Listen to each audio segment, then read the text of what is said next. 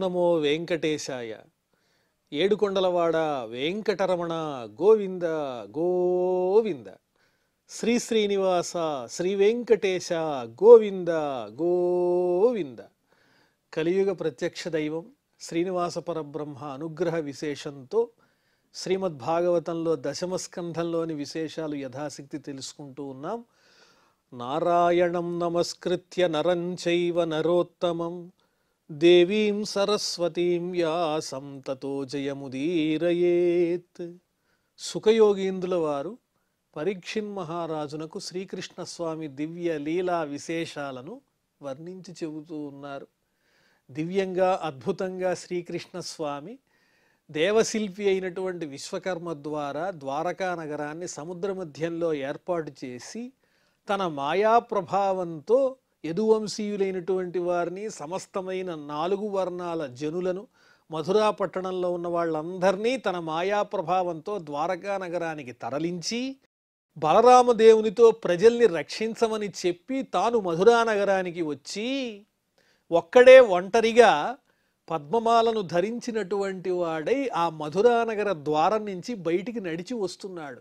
ఎందుకు ఆ లీల చేస్తున్నాడు అంటే కాలయవనుణ్ణి ఏ విధంగానైనా రూపుమాపటం కోసం ఉపాయం చేశాడు పరమాత్మ. ఇంకా ఇప్పుడు మనం దశమస్కంధంలో 51వ అధ్యాయంలో ప్రవేశిస్తూ ఉన్నాం. తం విలోక్య వినిష్క్రాంతం ఉజ్జిహానమివోడుపం దర్శనీయతమం శ్యామం పీతకౌశేయవాససం. ఆ శ్రీకృష్ణ స్వామిని చూచాడు కాలయవనుడు. ఎలాగైనా సరే కృష్ణుణ్ణి జయించాలి. అదిగో పురం నుంచి, మధురా పట్టణం నుంచి బయటికి వస్తున్నాడు, ఒంటరిగా వస్తున్నాడు. ఎలా ఉన్నాడు అలా వచ్చే కృష్ణుడు అంటే అప్పుడే ఉదయిస్తున్నటువంటి చంద్రుని యొక్క కాంతితో సమానంగా ప్రకాశిస్తూ ఉన్నాడు. దర్శనీయ తమం, ఆ తమం అనే పదం వాడారు చూడండి. దర్శనీయ తమం, మిక్కిలి చూడదగిన వాడు. ఒక్కసారి చూస్తే మళ్ళీ మళ్ళీ చూడాలి అనిపించేంత అందమైన స్వరూపం. శ్యామం, శ్యామవర్ణంతో ఉన్నాడు. నల్లనైన మేఘంలా ప్రకాశిస్తున్నాడు. పీతకౌశేయవాససం, పచ్చని పట్టు పీతాంబరాన్ని ధరించి ఉన్నాడు.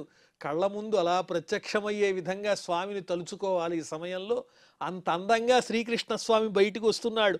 శ్రీవత్సవక్షసం భరాజత్ కౌస్తుభా ముక్తకంధరం పృథుదీర్ఘ చతుర్బాహుం నవకంజారుణే క్షణం.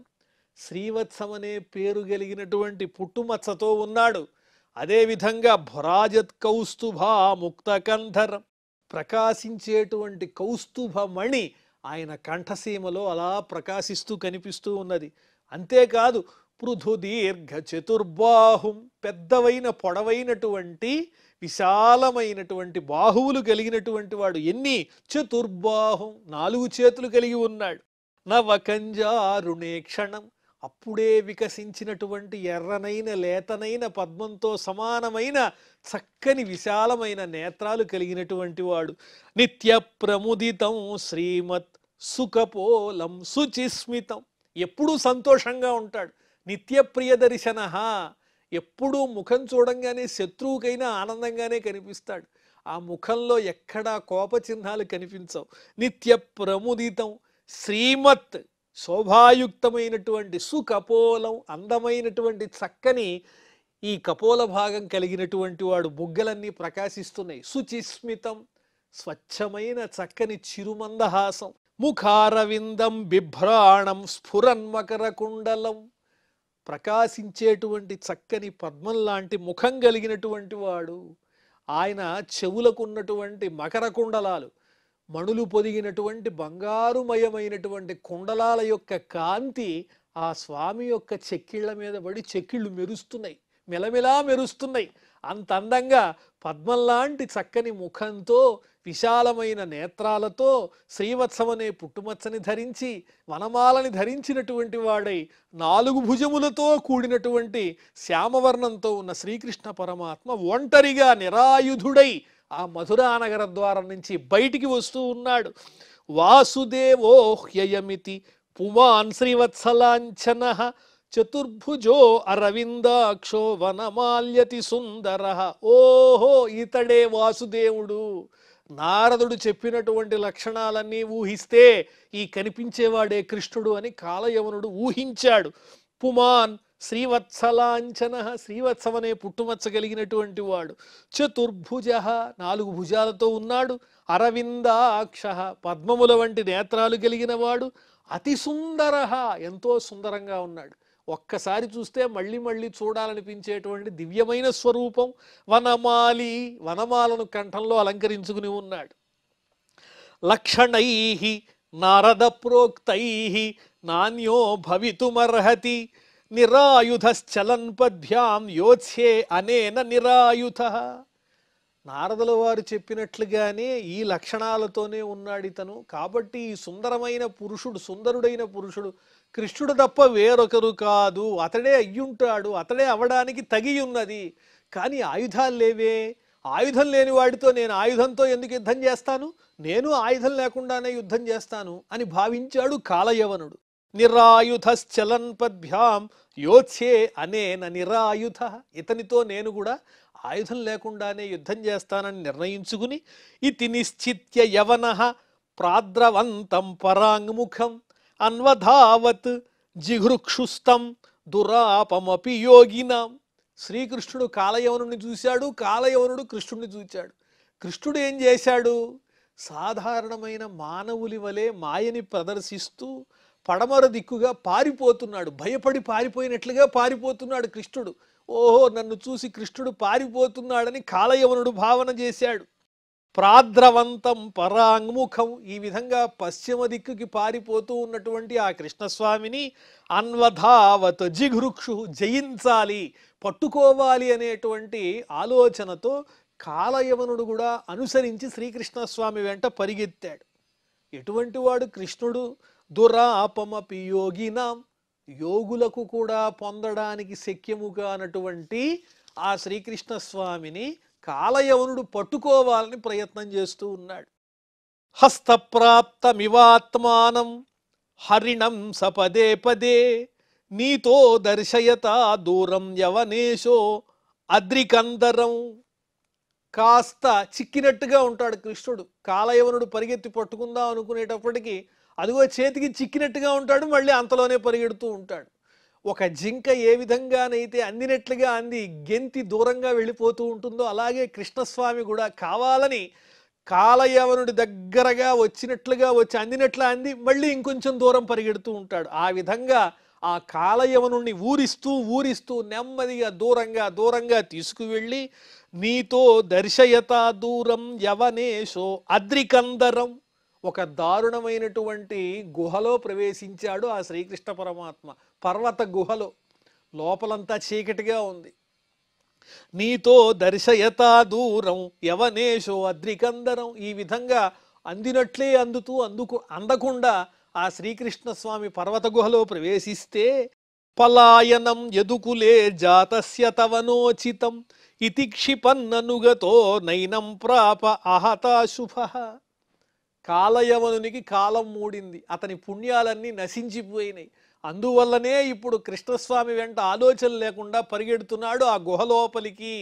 వెడుతూ కాలయవనుడు ఏమంటున్నాడు కృష్ణుడితో, కృష్ణ పలాయనం యదుకులే జాతస్య తవనోచితం, యదువంశంలో జన్మించినటువంటి నీ వంటి మహావీరునకు ఈ విధంగా పారిపోవటం తగునా? ఎందుకయ్యా ఈ విధంగా పారిపోతున్నావు? ఇతి క్షిపన్ను అని ఆక్షేపిస్తూ నిందిస్తూ పరిహాసవచనాలు పలుకుతూ నైనం ప్రాప, ఆ కృష్ణుడిని మాత్రం పట్టుకోలేకపోయాడు. ఆ గుహలో ప్రవేశించినటువంటి కృష్ణుడు ఆ కాలయవనునికి కనిపించలేదు. ఏవం క్షిప్తోపి భగవాన్ ప్రావిశద్గిరికందరం సోపి ప్రవిష్టస్తత్రాన్యం శయానం దదృశే నరం. ఈ విధంగా ఎంతగా నిందించినప్పటికీ కృష్ణస్వామి పట్టించుకోకుండా ఆ పర్వత గుహలో లోపల ప్రవేశించి కనిపించకుండా ఉన్నాడు.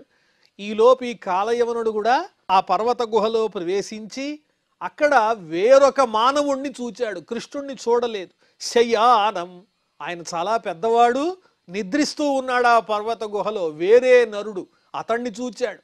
చూచి కాలయవనుడు ఏమనుకున్నాడు?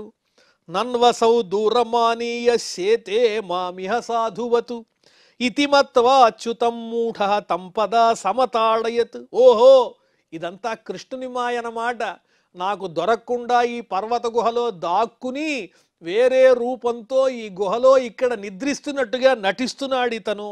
నన్వసౌ దూరమా అని ఇంత దూరం నన్ను తీసుకొచ్చి మంచివాళ్లాగా సాధువతు ఏమీ ఎరగని వాళ్ళలాగా నిద్రిస్తున్నాడు కదా అని తలచి అచ్యుతం మత్వ ఆ నిద్రిస్తున్నటువంటి పురుషుణ్ణి శ్రీకృష్ణుడే అనుకుని తం పద సమతాడయతు మూర్ఖుడైనటువంటి ఆ కాలయవనుడు తన పాదంతో ఆ నిద్రిస్తున్నటువంటి పురుషుణ్ణి ఒక్క తన్ను తన్నాడు. స ఉత్థాయ చిరం సుప్త శనై ఉన్మీల్యలోచనే దిశో విలోకయన్ పార్శ్వే తమద్రాక్షీదవస్థితం. ఆ నిద్రిస్తూ ఉన్నటువంటి పురుషునకు ఈ కాలయవనుడి వల్ల నిద్రాభంగం అయింది. కృష్ణుడే అనుకుని ఆయన్ని పాదంతో తన్నాడు కదా. వెంటనే నెమ్మదిగా ఆయన నిద్రిస్తున్న పురుషుడు కళ్ళు తెరిచి కాలయవనుణ్ణి చూచాడు. అటు ఇటు చూస్తున్నాడు, ఇరుపక్కలా చూస్తూ ఉన్నాడు. దిశో విలోకయన్ పార్శ్వే తమద్రాక్షీదవస్థితం. ఆ దిక్కుల వంక అటు ఇటు చూస్తూ ఉంటే ఆ పక్కనే కాలయవనుడు ఉన్నాడు. సతావత్తస్య రుష్టస్య దృష్టిపాతేన భారత దేహజేన అగ్నినా దగ్ధో భస్మసాత్ అభవత్ క్షణాత్. వెంటనే ఆయనకి నిద్రాభంగమైంది కాబట్టి కోపం వచ్చింది. అలా కళ్ళు తెరిచి చూచాడు, చుట్టుపక్కల చూస్తే కాలయవనుడు ఉన్నాడు. సతావత్తస్య రుష్టస్య కోపంతో కూడిన ఆ పురుషుని యొక్క చూపు ఈ కాలయవనుడి మీద పడంగానే దేహజేన అగ్నినా దగ్ధో భస్మసాదభవత్ క్షణాత్. ఆ దివ్య పురుషుని యొక్క చూపు ఎప్పుడైతే కాలయవనుడి మీద పడిందో ఆ కాలయవనుని యొక్క దేహం నుంచి అగ్ని పుట్టి ఆ అగ్నితో కాలయవనుడు దహింపబడ్డాడు, మరణించాడు, నశించాడు. దేహజేన అగ్నినా దగ్ధో భస్మసాదభవత్ క్షణాత్. ఒక క్షణంలో కాలయవనుడు బూడిదైపోయాడు. ఆ పురుషుడెవరో ఆయన చూడంగానే, నిద్ర నుంచి మేలుకొని చూడంగానే ఈ కాలయవనుని యొక్క దేహంలో నుంచి అగ్ని పుట్టి బూడిదైపోవటం ఏమిటో ఇదంతా విచిత్రంగా ఉన్నది. అదే ఆలోచన పరీక్షిన్ మహారాజుకు కలిగింది. సుఖయోగీంద్రుల వారు చెబుతూ ఉన్నారు, ఆ మహాపురుషుడు ఎవరు? కృష్ణుడేమో లోపల ప్రవేశించాడు, కనిపించట్లేదు. మరి ఆ నిద్రిస్తున్నటువంటి మహాపురుషుడు ఎవరు?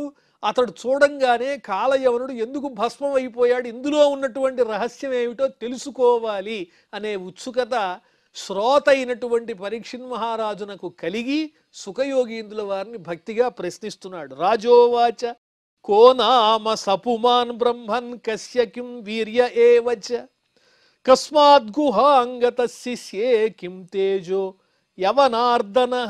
అయ్యా సుఖయోగీంద్ర మహర్షి, ఆ పురుషుడెవరండి? ఆ మహానుభావుడెవరు?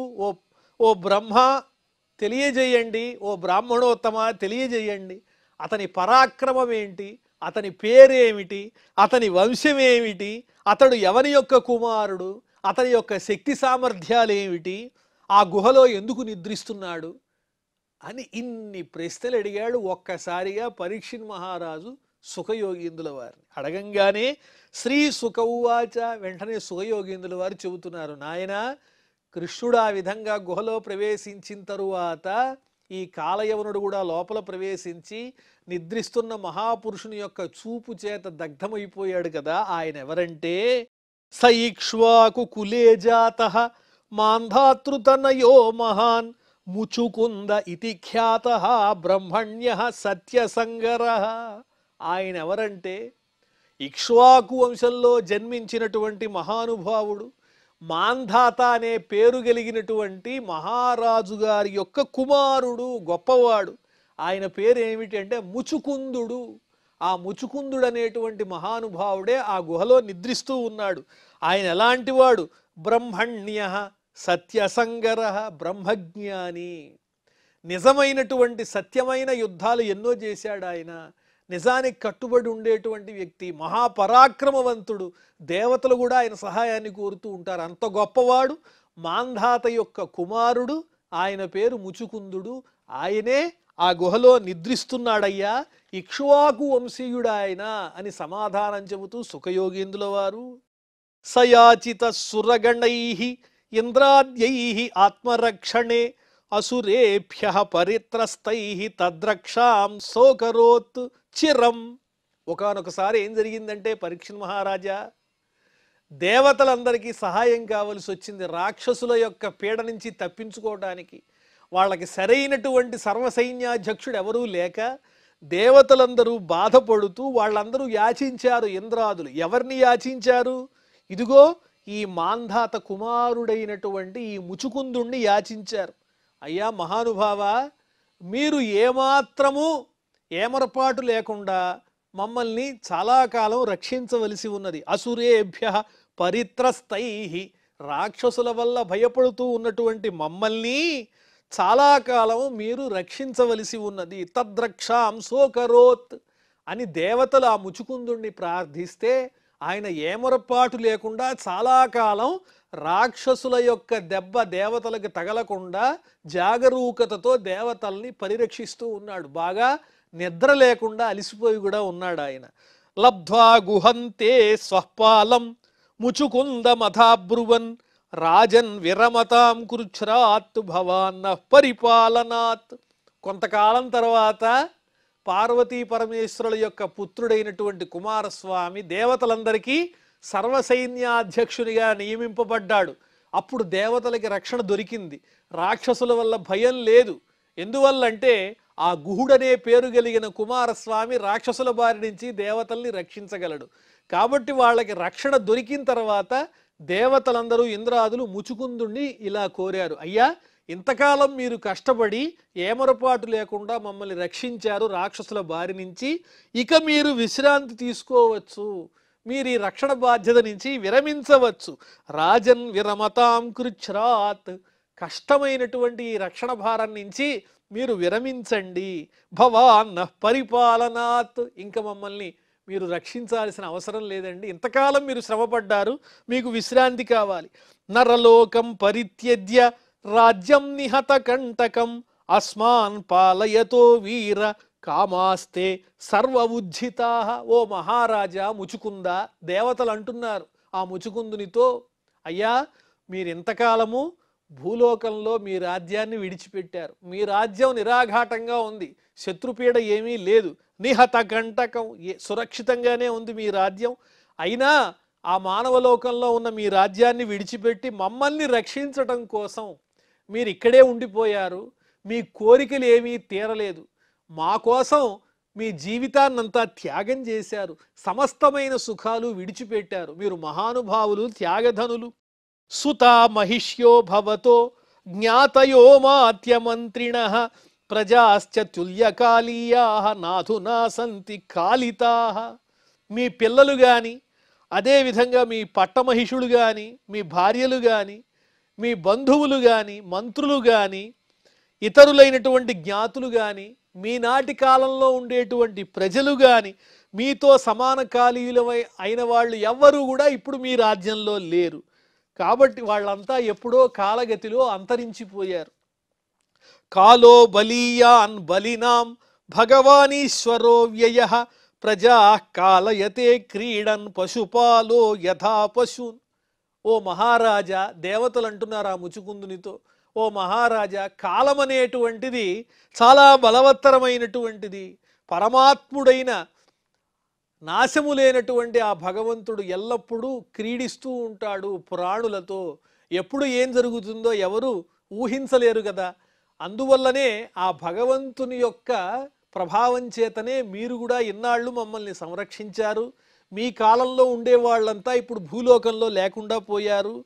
ప్రజలందరూ కూడా ఈ విధంగా పరమాత్మ యొక్క లీలలో నడిచేవాళ్లే తప్ప తప్పించుకునే వాళ్ళు ఎవరూ లేరు.